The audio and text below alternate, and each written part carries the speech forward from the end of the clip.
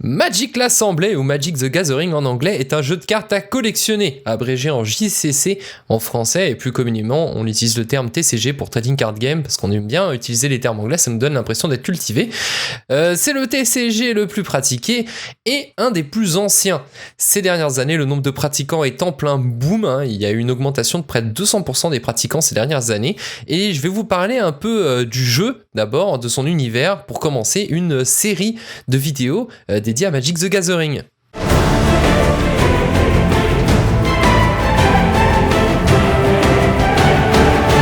Minasan konnichiwa, c'est Virtual Synthèse pour HUVids et donc je vais vous parler de Magic et plus particulièrement de son univers pour cette première vidéo qui est le début d'une, j'espère, une longue série de vidéos qui devrait vous plaire sur le jeu de cartes Magic.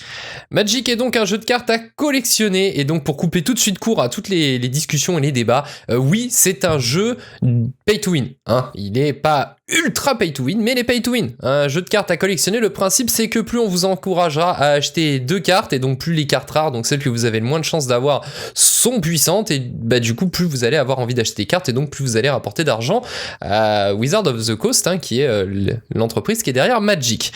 Mais attention, ça veut pas non plus dire que toutes les cartes communes, puisque je vous rappelle, je vous rappelle rien du tout, en fait je vous l'apprends peut-être, il y a 3 types de rareté, enfin 4 maintenant, les communes, les unco, donc les moins communes, les rares et les légendaires. Donc voilà, il y a quelques communes qui peuvent être très très bien et je vous verrai un peu plus tard, il y a quelques formats de jeu qui ne vous encourageront pas particulièrement à investir des centaines d'euros pour être meilleur, avoir les meilleures cartes.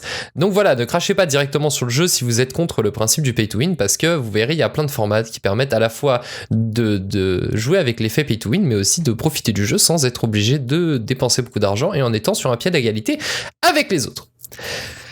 Donc, dans Magic, vous êtes un Planeswalker, littéralement un marcheur des plans. L'histoire de Magic se déroule dans ce qu'on appelle le multivers. C'est un univers constitué de plusieurs plans, un peu comme des dimensions avec leurs propres règles, leurs propres créatures et leur propre histoire. Généralement, chaque plan va correspondre à une édition dans Magic, ou un bloc qui est une série d'éditions qui sont raccrochées à la même histoire, généralement la même histoire parce que du coup même plan.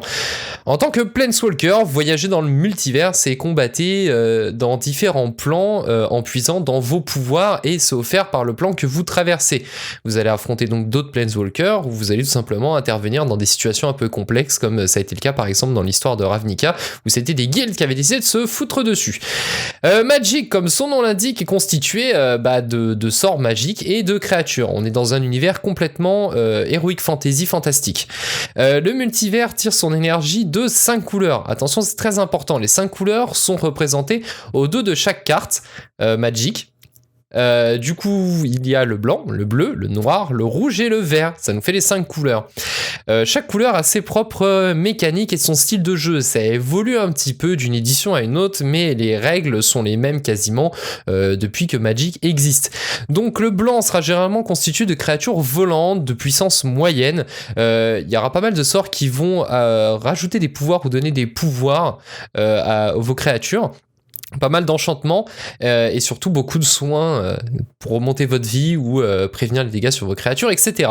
Le bleu, qui je vous le dis tout de suite est ma couleur préférée, c'est le contrôle. Le contrôle, ça veut dire quoi ? Vous allez tout simplement empêcher le joueur adverse, du coup le Planeswalker adverse, de tout simplement jouer ses sorts. Vous allez complètement lui pourrir sa stratégie en lui contrecarrant ses sorts, en lui détruisant ses créatures, en piochant beaucoup de cartes dans votre deck, etc. C'est très polyvalent et c'est aussi une couleur qui est assez lente à se développer.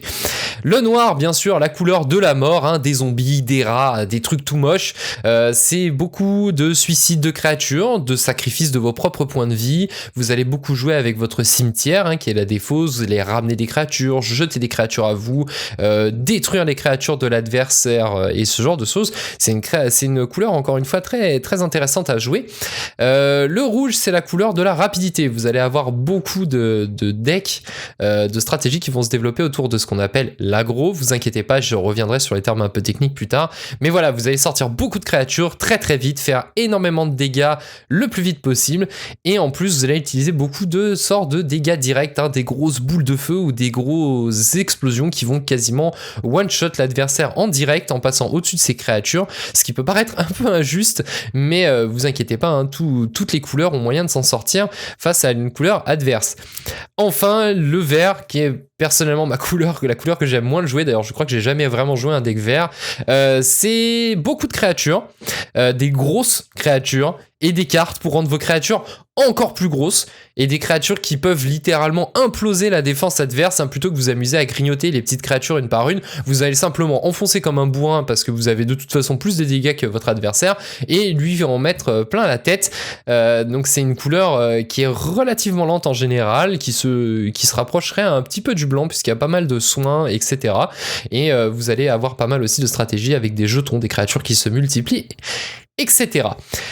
Les couleurs peuvent bien sûr être mélangées, d'ailleurs vous allez rapidement être encouragé à le faire, hein, parce que bon, elles ont leurs points faibles et leurs points forts, mais en les mélangeant vous allez un peu contrecarrer en fait les points forts et points faibles des couleurs que vous allez jouer.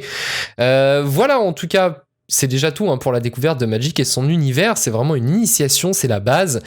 Si vous voulez vous lancer dès maintenant, là je vous ai accroché, ça y est, vous avez envie de jouer à Magic maintenant tout de suite, jetez un œil à la vidéo que j'ai faite sur le jeu vidéo Magic Duels Origins, qui est un free-to-play disponible sur Steam, qui vous permettra d'apprendre les bases des règles du jeu de cartes et de tout de suite commencer un peu à pratiquer le jeu. Pour les autres, la prochaine vidéo sera portée sur les différentes façons de commencer à jouer à Magic en fonction de votre budget et du temps que vous souhaitez investir dans le jeu, et aussi un peu de votre proximité avec une boutique ou un lieu où on peut pratiquer Magic. En attendant, n'oubliez pas de laisser un pouce bleu si vous avez aimé la vidéo, et abonnez-vous à la chaîne pour ne pas rater les prochaines vidéos sur Magic, et je vous dis à très bientôt, ciao!